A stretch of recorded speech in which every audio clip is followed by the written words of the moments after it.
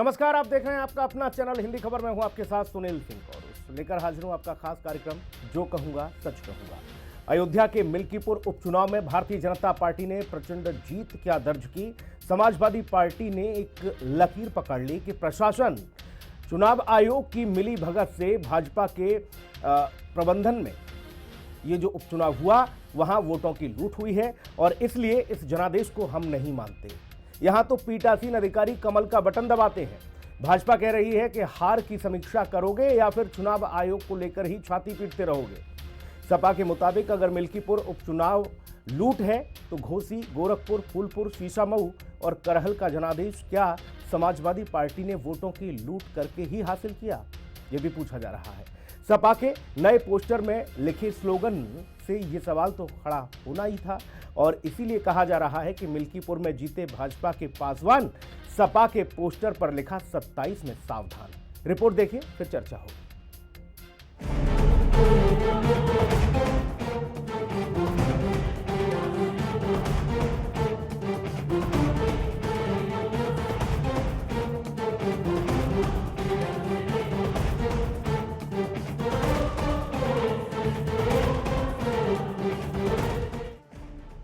मिल्कीपुर में जीते बीजेपी के पासवान। सपा का पोस्टर 27 में सावधान।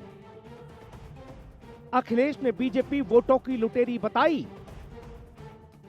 ब्रजेश बोले बड़ी हार से बौखलाए सपाई।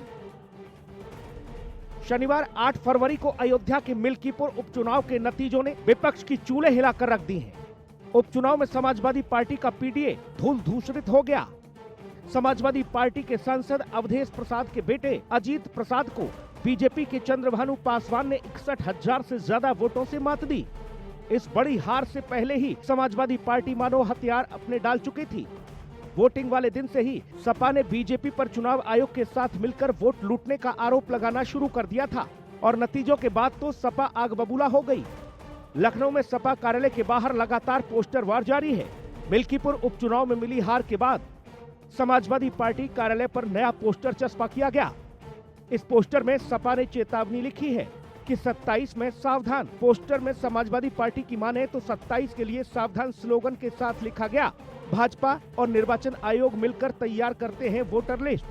मतदान और मतगणना तक होता है मिलीभगत से भ्रष्टाचार, इसलिए 27 के लिए सावधान हो जाएं। जबकि समाजवादी पार्टी के मुखिया अखिलेश यादव तो लगातार यही दलील दे रहे हैं।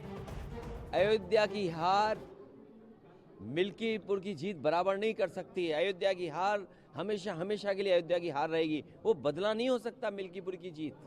जो लोग ये कह रहे हैं मिल्कीपुर जीत करके बदला ले लिया, अयोध्या का बदला कोई नहीं हो सकता। अयोध्या की जनता ने अयोध्या में जिताया था, ये चुनाव भी जीत जाते, लेकिन इन्होंने बड़े पैमाने पे बेईमानी की है। एक में जीत सकते हो, लेकिन इस तरह की जो काम किया है वो 403 में आपकी 420 ही नहीं चलने वाली आने वाले समय में। समाजवादी पार्टी के पोस्टर और अखिलेश के आरोपों पर उप मुख्यमंत्री ब्रजेश पाठक ने तीखे अंदाज में पलटवार करते हुए कहा कि सपा का सुपड़ा साफ हो चुका है। ये मिल्कीपुर की हार को पचा नहीं पा रहे हैं, इसलिए बौखला गए हैं। भारतीय जनता पार्टी प्रचंड बहुमत के साथ जीत चुकी है और समाजवादी पार्टी से विपक्ष का सुपड़ा साफ हो चुका है।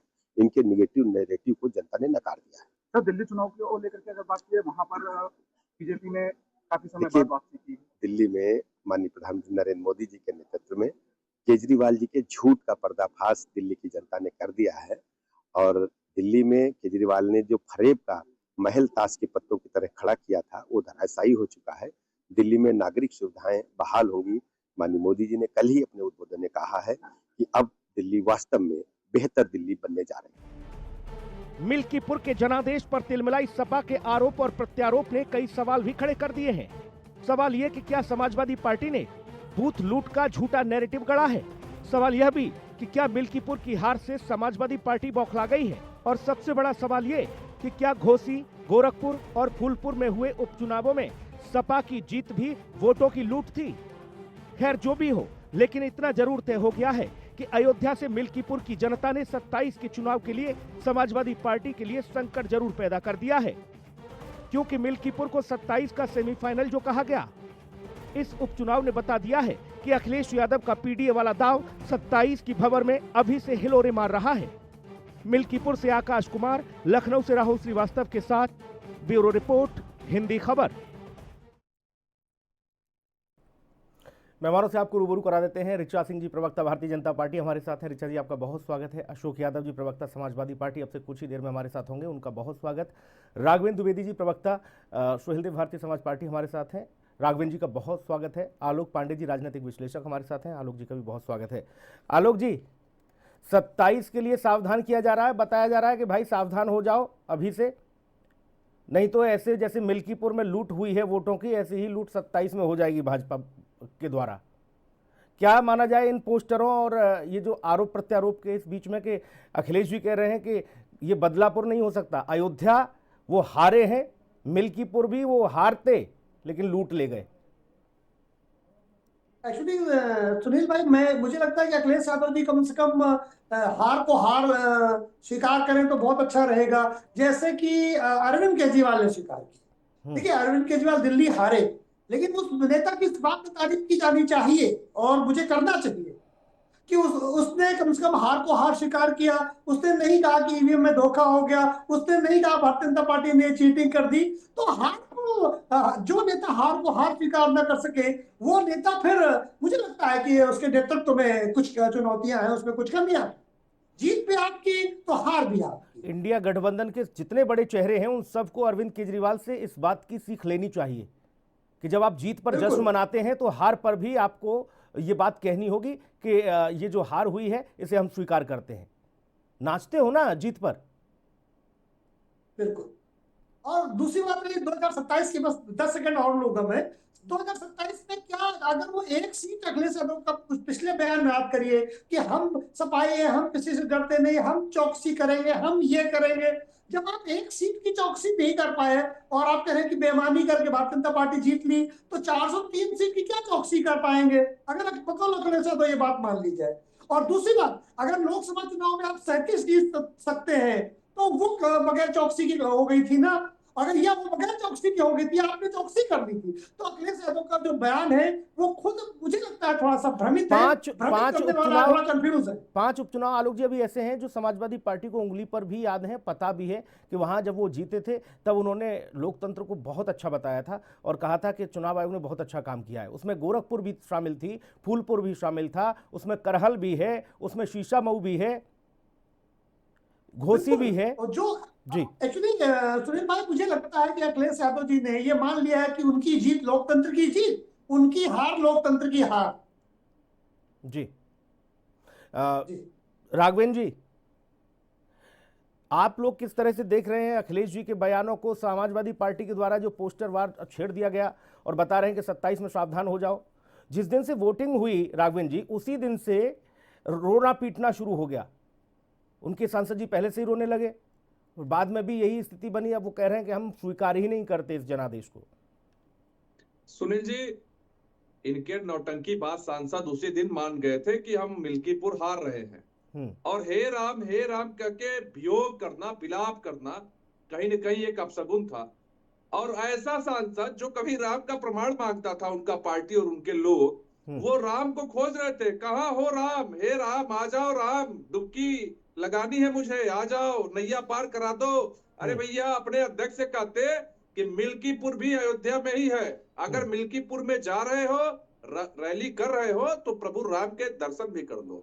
ना उनका सांसद दर्शन किया, ना उनका राष्ट्रीय अध्यक्ष दर्शन किया, ना उनका प्रत्याशी दर्शन किया। वोटिंग जिस दिन हो रही थी राघवेंद्र जी, उस दिन हनुमान चालीसा जरूर पढ़ रहे थे। अब तो देखिए, जब चिड़िया चुग गई खेत तो क्या करेंगे आप? जब ईवीएम का बटन दब गया और जनता आपको नकार दी, आप राजा बन रहे थे। अयोध्या में केवल एक ही राजा स्वीकार है, वो राजा राम, वहां दूसरा कोई राजा नहीं स्वीकार है। और समाजवादी पार्टी के लोग अवधेश को राजा मान रहे थे। वहां की जनता ने बता दिया कि हमारा कोई राजा नहीं है, हमारे सिर्फ श्री राम राजा है। रही बात उपचुनाव की, तो मैं आपके चैनल पर स्पष्ट कर दूं कि अगर ये चुनाव समाजवादी पार्टी जीत गई रहती तो डंके के चोट पे कहती कि ये तो नमूना था, ये तो रास्ता था 27 का।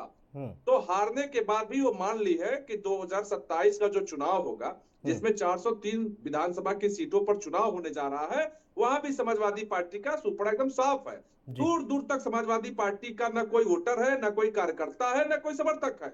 ये हतोत्साहित है। ये अपने हार का सामना कैसे करे, 27 का अभी से बहाना लेके चले आए। समाजवादी पार्टी के प्रवक्ता है अशोक जी, बहुत अच्छे प्रवक्ता है, पूर्वांचल से ही है, लेकिन अभी तक ये नहीं बता पाएंगे कि हार क्यों हुआ। उसकी समीक्षा बैठक नहीं हुई, लेकिन 27 में हम हार जाएंगे, इसका अभी से विलाप होना शुरू हो गया। ये तो बात कहीं न अध्यक्ष कहीं इनके जी, अंदर ये बात राघवेंद्र जी अगर अध्यक्ष जी कह दें, राष्ट्रीय अध्यक्ष समाजवादी पार्टी, तो फिर अशोक जी को भी स्वीकार करने में कोई दिक्कत थोड़ी नहीं है। लेकिन जब अध्यक्ष जी इस बात को कहेंगे कि नहीं हम स्वीकार ही नहीं करते, तो अशोक जी कैसे स्वीकार कर लेंगे आपको लगता है? अशोक जी बहुत स्वागत आपका। सुनील जी, एक लाइन, अगर अध्यक्ष जी को इस बात को स्वीकार नहीं है तो मुझे लगता है कि जिसने भी होर्डिंग लगाया उसको पार्टी से कान पकड़ के बाहर कर देना चाहिए। ये कहीं ना कहीं समाजवादी पार्टी को नीचा दिखाने के लिए होर्डिंग लगाया गया और ये दिखाया गया कि 27 में अगर आप एकजुट नहीं होंगे तो जो मिल्कीपुर में हुआ वही होगा। तो दो बातें हैं, या तो समाजवादी पार्टी के अध्यक्ष ये बात जानते हैं कि 27 में भी वही होगा जो मिल्कीपुर में हुआ, या वो कार्यकर्ता इनसे बड़ा है जो पोस्टर लगा के इनके पार्टी की बेइज्जत कर रहा है। जी अशोक जी, आपका पोस्टर फिर सुर्खियों में आ गया है। 27 के लिए पेशबंदी हो रही है उस पोस्टर से कि भाई 27 में सावधान हो जाओ, मिल्कीपुर जैसा हश्र हो जाएगा नहीं तो। क्या है इसके मायने, क्या संकेत देना चाह रहे हैं आप लोग? देखिए, पोस्टर लगाने का सुनील जी, सबसे पहले तो मैं ऋचा जी को बधाई देता हूं उनको जीत की, यहां से लेके दिल्ली तक जी। और दूसरी चीज सुनील जी, नहीं मिल्कीपुर में तो लूट करी है इन्होंने, जीते नहीं है ये। अशोक भैया आप बधाई दे रहे हो, नाराज हो जाएंगे बाकी लोग आपके। नहीं ऐसा है, देखिए बधाई तो बनती है, एक फेयर एक एटिकेट होता है, एक मैनर होता है, बाकी ठीक है जो भी। अच्छा कोई लूट ले जाए उसको भी, लुटेरे को भी बधाई दे दोगे? ऋचा जी तो लुटेरी है भाई आपकी नजर में। देखिए सुनील जी, जो वहां पे घटनाक्रम हुआ उस घटनाक्रम के आधार पर ये विश्लेषण आपको करना है। मीडिया जो है लोकतंत्र की आईना होती है और ये विश्लेषण मीडिया को करना चाहिए कि वहां जीत कैसे हुई। इसको हमने नहीं दिखाया, जो भी उस दिन घटनाक्रम घटित हुआ सुनील जी, मीडिया के साथियों ने ही दिखाया सारी बातें। तो ये इसका जजमेंट आप ही लोगों को करना है कि वहां कैसा इलेक्शन हुआ, फ्री एंड फेयर इलेक्शन हुआ कि किसने क्या दिखाया क्या नहीं दिखाया। आपकी पूरा अस्तबल लगा हुआ था, आपके सब कील कांटे दुरुस्त थे, हर पोलिंग बूथ पर आपकी पैरवी थी। आप भी तो अपना बताओगे कुछ? नहीं, हम तो अपना बता ही रहे हैं। हमारे जो बूथ के हमारे पदाधिकारी थे, सेक्टर प्रभारी, बूथ प्रभारी, जो पोलिंग एजेंट थे, जो पूरी मजबूती से, पूरी मुस्तैदी से चुनाव को संपन्न कराने का काम किए। तो हमारे लोग तो हर जगह तैयार थे। लेकिन जो सरकारी, जो आपने दरोगा जी की आवाज सुनी जो मां बहनी गालियां दे रहे थे, जो उस पांडे जी का आपने वीडियो देखा जो कहे 6 वोट मारे आए, जो भारत समाचार वाले पकड़े थे तो क्या कि हम दूसरे जिले से हैं, दूसरे के आधार कार्ड पर वोट मार के आ रहे हैं। तो इस तरह की दर्जनों चीजें थी जो कि हमारे मीडिया के जो जवान साथियों ने उसको दिखाया। तो इसमें कोई छुपी चीज तो है नहीं, कोई प्लांटेड भी नहीं था कि समाजवादी के लोगों ने प्लांट करके दिखवा दिया हो ताकि हम मतलब जीत हार के बाद उसका सहारा ले सके। और आपके जो अजीत जी जो मैदान में थे, आपके प्रत्याशी अवधेश जी के बेटे, वो एक बूथ पर जाकर धमकी दे रहे थे, वो भी दिखाया था। उसका फिर संज्ञान लिया आपने कि भाई ऐसे कैसे धमकी दे सकते हैं हमारे प्रत्याशी हो, कोई भी प्रत्याशी हो?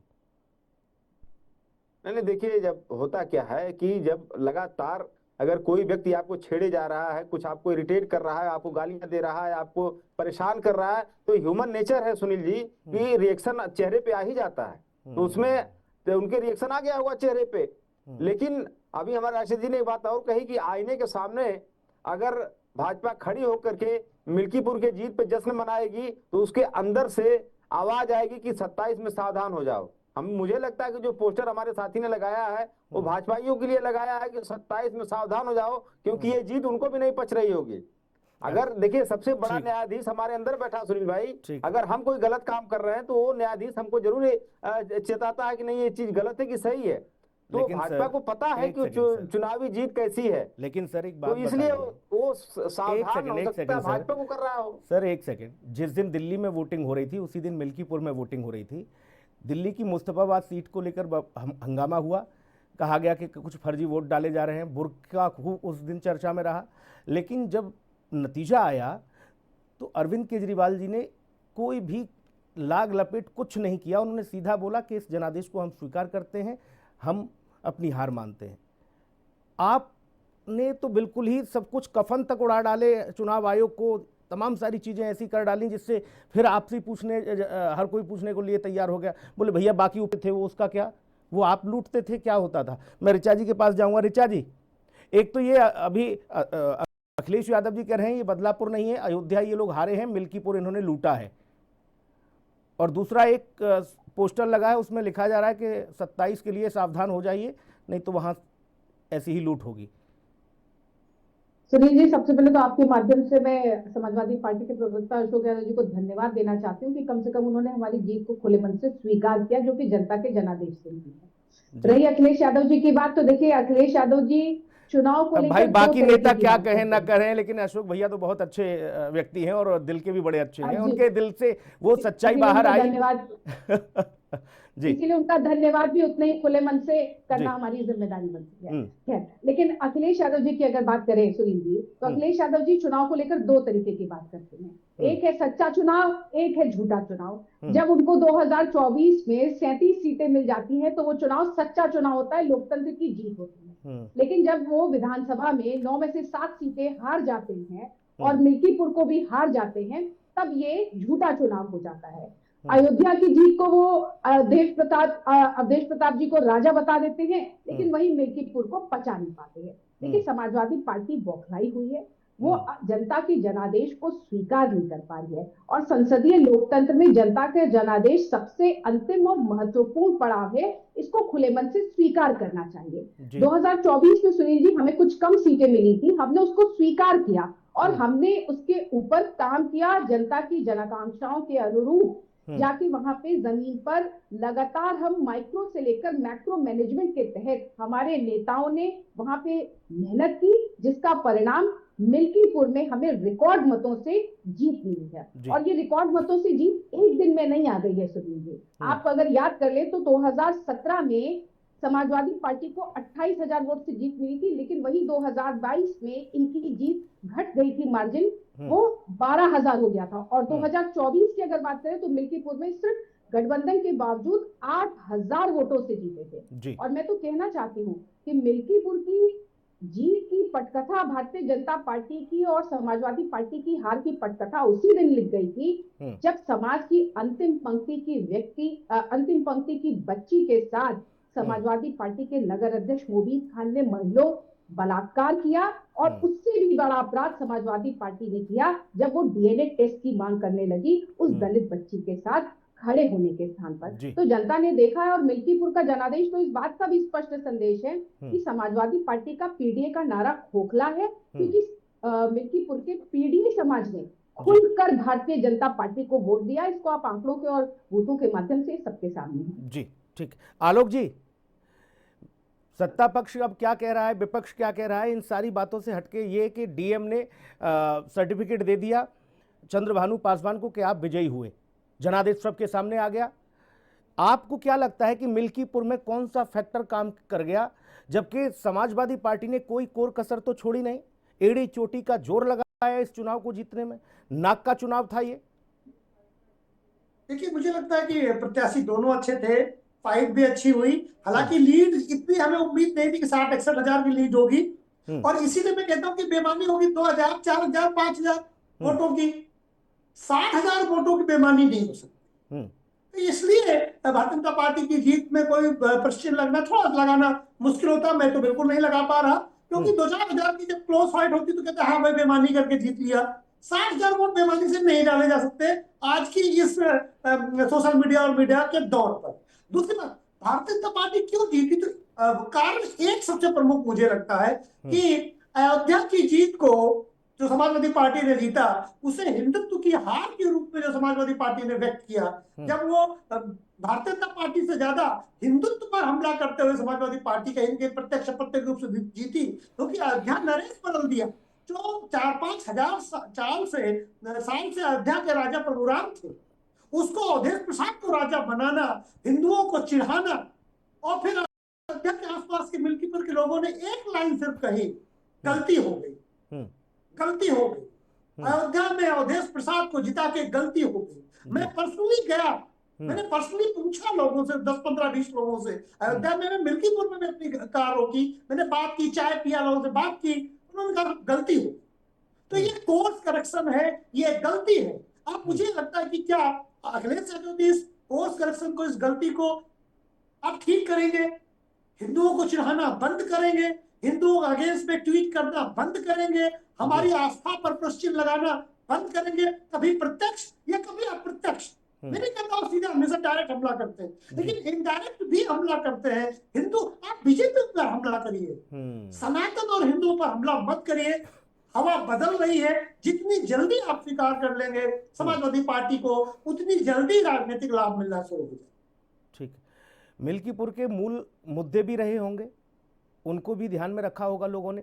राघवेंद्र द्विवेदी जी, कई बड़े विषय हैं उत्तर प्रदेश में, सत्ता पक्ष और विपक्ष के आमने सामने जिन पर फाइट हो रही थी। महाकुंभ था, राम मंदिर था, अयोध्या के अवधीश जो है वो अयोध्या नरेश हो गए थे, और वहाँ के जो मूल मुद्दे, अयोध्या का एक तरफ भाजपा कह रही है कायाकल्प हुआ है, विकास हुआ है, करोड़ों करोड़ श्रद्धालु पहुंच रहे हैं, ये सारी, कौन सा ऐसा फैक्टर आपको नजर आया कि वो भाजपा के पक्ष में इतनी प्रचंड जीत ले गया? देखिए क्या है कि अभी ऋचा जी भी बताई इस बात को कि जब 2012 से 2017 तक अखिलेश यादव जी को सरकार चलाने का मौका मिला, वो भी पूर्ण बहुमत से, तो वो अयोध्या को उत्तर प्रदेश के 75 जिले में 75वें स्थान पर रखते थे। आज अयोध्या की गलियां शीशे की जैसे चमक रही हैं। इनके सरकार में, जब इनकी सरकार हुआ करता था, तो आपको गलियों में गोबर के अलावा कुछ नहीं मिलता। अयोध्या की जनता एक बार भ्रमित हो गई थी। ये तमाम नारे लाए थे, संविधान बदल देंगे, आरक्षण खत्म कर देंगे, ये कर देंगे, वो कर देंगे। तो मुझे लगता है कि कांच की हाड़ी एक बार केवल चढ़ती है, दोबारा नहीं चढ़ती है। और लगातार जब 17 में चुनाव हुआ, 14 में मैंने लोकसभा 14 में कम वोट पाए, फिर 17 में कम पाए, फिर 22 में कम पाए, और सबसे ज्यादा वोट कम पाए हैं ये अभी तत्कालीन, जो भी एक साल भी नहीं हुआ, 2024 के चुनाव में। उपचुनाव में स्थिति यह है कि वहां की जनता में इतना आक्रोश है कि आप देखिए 50,000 से अधिक मतों से अगर कोई जीतता है तो मुझे लगता है कि उसके ऊपर कोई लांछन नहीं लगाना चाहिए। और समाजवादी पार्टी के पास यह भी कहने को नहीं है कि हमारे वोटरों को रोक लिया गया, वोटरों को भी नहीं रोका गया। आप वोट प्रतिशत भी देखेंगे, पिछले 3-4 चुनाव में, चाहे वो विधानसभा का हो, लोकसभा का हो, प्रतिशत भी सबसे ज्यादा मिल्कीपुर में वोट प्रतिशत हुआ है। और अगर वोट प्रतिशत बढ़ा है, वोटर वहां के निकल के वोट डाले हैं, और तमाम लोग अगर भाजपा के पक्ष में वोट डाले हैं, तो सहर्ष इनको स्वीकार करना चाहिए। ये क्या करते हैं, थेथरपन की राजनीति करते हैं। अरे भाई, वो स्वीकार, राघवेंद्र जी, वो स्वीकार नहीं करेंगे, नहीं करेंगे, नहीं करेंगे, मान लीजिए आगे क्या है इससे? 27 कितना प्रभावित हो रहा है मिल्कीपुर से, ये बताइए। समाजवादी पार्टी 27 में यही कहेगी कि मिल्कीपुर में इन्होंने लूटा था, लूटा था, लूटा था। लिख के ले लीजिए इस बात को। तो सुनील जी, ये तो रास्ता था ना सदन जाने का। इन्हीं के नेता प्रचार में कहते थे कि मिल्कीपुर 27 के लिए रास्ता है। तो जब मिल्कीपुर रास्ता ही बंद हो गया, तो 27 का पोस्टर अभी से लगने लगा कि भैया बहाना चाहिए, बहाना यह चाहिए कि चलो एक रैली निकालो। तो रैली निकालने का प्रक्रिया शुरू हो गया। उत्तर प्रदेश के साथ साथ पूरे देश की जनता मोदी जी के कार्य पर, मोदी जी पर भरोसा करती है। उत्तर प्रदेश में भी आपने कुंभ का नाम लिया, राम मंदिर का नाम लिया, तमाम ऐसी योजनाएं जो उत्तर प्रदेश सरकार चला रही है। मुझे लगता है कि समाजवादी पार्टी की पूरे 7 साल पूरे हो गए, 8वां साल अब पूरा होने को है। अशोक जी, गांधी जी सरकार को कोई विरोध कर रहा हो, सड़क पर उतरे, सरकार के काम को लेके, सरकार की योजनाओं को लेके अशोक जी और इनकी पार्टी अभी तक कभी सड़क पर नहीं दिखी। ठीक, पूछ लीजिए इनसे। अशोक जी, वो राघवेंद्र जी की बात का जवाब तो दीजिए, लेकिन वो इस बात को भी कह रहे हैं कि 27 का रास्ता तो बंद है आपके लिए, ब्लॉक है, बैरिकेटिंग लग चुकी है। नहीं, मुझे बड़ा आश्चर्य लग रहा था सुनील भाई। जब ये मोदी जी की नीतियों में, योगी जी की नीतियों में विश्वास व्यक्त कर रहे हैं, तो मुझे लग रहा है कि पता नहीं विश्वास 2027 तक कायम रहेगा कि नहीं रहेगा, क्योंकि इसके पहले कई बार विश्वास और अविश्वास हो चुका है इनके साथ। तो ये विश्वास कब तक कायम रहेगा, इसको तो भगवान राम में जान पाएंगे। और दूसरी बात, इन्होंने कहा कोर्स करेक्शन। देखिए, जो फुल फ्लेज चुनाव होता है, दिल्ली में जो फुल फ्लेज चुनाव हुआ, आपने केजरीवाल जी की बात किया, फुल फ्लेज चुनाव में उस तरह से धांधली, उस तरह बेईमानी नहीं हो पाती सुनील भाई। लेकिन जो उपचुनाव होता है, उसमें किस स्तर तक बेईमानी, धांधली, मैं एक सेकंड अशोक भैया, इसमें मुस्तफाबाद का इसलिए जिक्र किया था कि मुस्लिम बाहुल्य सीट और भारतीय जनता पार्टी ने ही आरोप लगाए थे कि यहां फर्जी वोटिंग हो रही है। वही सीट वो 17-18 हजार की मार्जिन से जीत गए मुस्तफाबाद। नहीं ठीक है, अब वो देखिए क्या कौन आरोप लगा रहा है उसकी बात, हम उपचुनाव की बात कर रहे हैं, फुल फ्लेज चुनाव की बात नहीं कर रहे हैं। फुल फ्लेज चुनाव का कोर्स करेक्शन भाजपा उपचुनाव में करने की कोशिश कर रही है। देखिए फुल फ्लेज चुनाव में, लोकसभा चुनाव में इनको समझ में आ गया, जब ये 72 से 33 पे आ गए, इनको मौका चाहिए था किसी तरह से अपना जो चेहरे पे कालिख लगी थी योगी सरकार की, उस कालिख को धोने के लिए ये नई कालिख पोत दिए चुनाव आयोग के चेहरे पर, ताकि इनका चेहरा साफ हो जाए, चुनाव आयोग का चेहरा भले काला हो जाए। उसी के तहत कोर्स करेक्शन करने के लिए इन्होंने 9 सीटों पे जिस तरह बेईमानी किया, जिस तरह पिस्टल और पुलिस के माध्यम से चुनाव जीतने का काम किया, उसी तरह से अयोध्या में जो इनके चेहरे पे कालिख लगाई थी अयोध्या की जनता, जिसकी जमीनों को इन्होंने लूट किया, भगवान राम के मंदिर के नाम पर लूट किया, तमाम ऐसे लूट किए, वो सब बार बार कहना ठीक नहीं है। दो चीजें हैं, एक सेकंड अशोक जी, अब आप कितना भी ये कहिए कि इन्होंने लूट लिया वोट, इन्होंने, इनके पीठासीन अधिकारियों ने कमल का बटन दबाया, ये कितनी भी बातें आप कहिए, लेकिन एक बात तो प्रमाणिक है ना, ये एक सेकंड सर, एक बात तो प्रमाणिक, आपके पोस्टर में ये लाइन भी है कि पीठासीन अधिकारियों ने बटन दबाया है फूल का, कमल का। कर रही है। और दूसरी बात ये सर, जब उपचुनाव से पहले मैदान में थे आप लोग, तो आप ही तो इस बात को कह रहे थे बार बार, भाजपा भी कह रही थी कि हम अयोध्या का बदला लेंगे, आपने कहा कि हम अयोध्या में जैसे जीते थे उसी पराक्रम से यहां भी जीतेंगे और 27 के लिए मार्ग प्रशस्त हो जाएगा। बिल्कुल, देखिए ऐसा है सुनील जी, आपको मैं रामायण का उस एपिसोड पे ले चलूंगा जहां बाली और उसके भाई सुग्रीव में लड़ाई होती है। बाली को वरदान था जैसे ही उसके सामने कोई आएगा उसका आधा बल उसके पास चला जाएगा। तो चूंकि ये सरकार सत्ता में है, विपक्षी दलों का जो आधा वोट बलपूर्वक बेईमानी से बोगस वोटिंग करके आधा वोट तो पहले अब रामायण का गलत उदाहरण दे रहे सर, हो गया तो कि फिर हम आपको रोकेंगे। आप हमारी रामायण का गलत उदाहरण दे रहे हैं। बात पूरी होने दीजिए, बहुत अच्छी बात उठा रहे हैं अशोक भैया, हाँ कंप्लीट करें भाई जी। तो ये जो है देखिए, ये लोग जो है अन्याय के साथ हैं, और जो सामने वाला जो भगवान राम की सेना थी, उस सेना के आधा बल। एक सेकंड अशोक जी, बात कंप्लीट हो गई, आपका दोहा आ गया, कांड भी आ गया है, किष्किंधा कांड। अब सुनिए, बाली कौन है, राम कौन है, ये बताओ। बाली कौन है, राम कौन है? बाली राम का, बाली और राम का नहीं, बाली कौन है, राम कौन है? भाई आपने उदाहरण दिया, मिल्कीपुर में बाली कौन बना, राम कौन रहा? मैं तो आप ही की बात को बड़ा कर रहा हूं भाई साहब। आलोक जी बताएंगे। ना, अब आप बताओ, आपने विषय उठाया, किष्किंधा कांड आपने उठाया, बीच में आलोक जी इंटरफियर कर रहे थे। आलोक जी बताएं, गलत बताया दादा। हम ये कह रहे हैं राम कौन रहा मिल्कीपुर में और बाली कौन रहा। ये मान लिया जाए कि राम ऋचा जी रही और आपको छल से मार दिया, ऐसा कह रहे हैं आप? है देखिए छल, सुनील जी देखिए, छल के अलावा इनके पास कुछ है नहीं। ठीक है भैया, कुछ नहीं है। देखिए जब आमने सामने, सुनील जी देखिए, जब आमने सामने की फाइट हो, जब लोकसभा चुनाव में आमने सामने की फाइट हुई, बीच में इनका बेईमानी नहीं चला, तब वो हमने 37 सीटें जीती। गलत बात उठा ली ना आप, कोई और ले आते हैं इस तरह से सामने छल कपट पुलिस। आप रामायण ले आए, आप रामायण ले आए, और जब तीर लगा बाली के तो बाली ने कहा ना, प्रभु मैं भी तो आपका उतना ही बड़ा सेवक हूं, और आप अगर बाली हैं और राम नगरी में रहते हैं तो राम के दरबार पर नहीं जाते हो, कैसे सेवक हो भाई? ऋचा जी बाली ये कह रहे हैं कि बाली और इसका विश्लेषण आपको करना होगा। बेईमानी कौन राम वाला हो गया खेल, तो वही ना बाली है। कह रहे हैं हमारे पास वो शक्ति है, जब हम सामने होते हैं तो दूसरे की आधी शक्ति खींच लेते हैं, लेकिन इन्होंने छल से ये कर दिया। यानी उन्होंने सीधा सीधा ये कहा, ये इसके उदाहरण के चलते कि ये राम है, हम बाली हैं।